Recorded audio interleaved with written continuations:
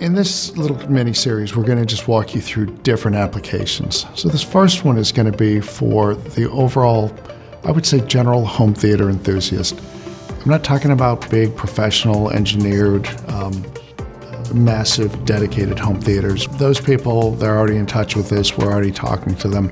But we welcome your calls at any point. We're happy to consult on those things and help you get the best results from that design that you're trying to do. This is for normal folks. This is from people who have, the typical thing most of us have, right? You have a room, call it a living room, and it doubles as pretty much your everything for entertainment, right? There's a TV in there. Your version of home theater might be streaming, Netflix and all the other various streaming services, and that's okay.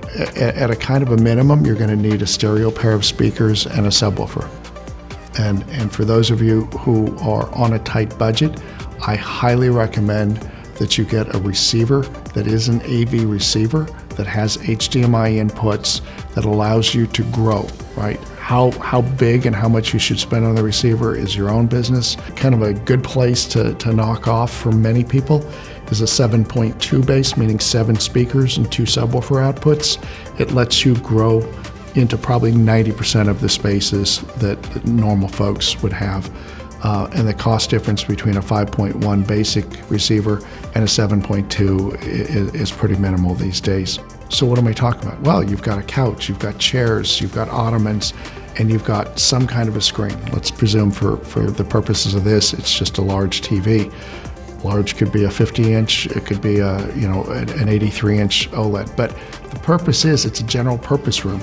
There are times when you're just entertaining guests and you're all sitting in couches and chairs, and that's great.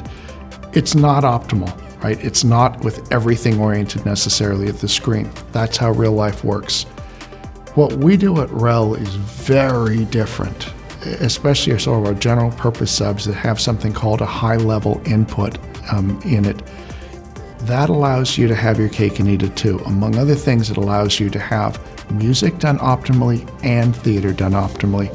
We have 2 different kinds of inputs on those subwoofers. One is called a high level input. It's got a large, in most cases, blue connector that locks into the rear of the subwoofer, and it actually connects up to 2 amplifier channels in your receiver, right? So your left and right mains also are the ones that feed your left and right speakers. I'm assuming in this instance, just a pure, simple 2.1 system, 2 speakers, 1 sub. That allows you to go back and forth between music and film effortlessly. And if you had to do one thing on a simple 2.1 iteration of that, I'm on a tight budget, I can only afford 2 decent speakers and 1 subwoofer, then go into your receiver and you'll have to study the menu a little bit, but tell it there is no subwoofer hooked up. What that will do is ensure that your speakers are set to full range, passing everything that they should have, and they will then feed that full range signal to the REL using the high level input, and that will give you your cake and eat it too. Your speakers and your sub will be able to do everything that's demanded.